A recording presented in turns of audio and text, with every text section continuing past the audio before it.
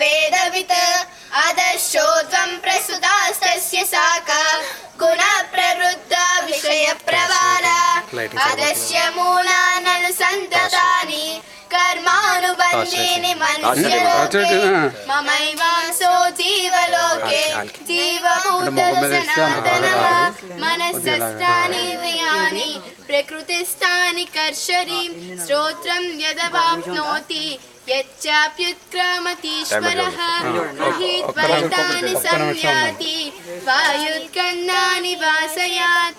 ओम इति श्रीमद्भगवद्गीतासु उपनिषत्सु ब्रह्मविद्यायां योगशास्त्रे श्रीकृष्णार्जुन संवादे ओम शांति शांति शांति।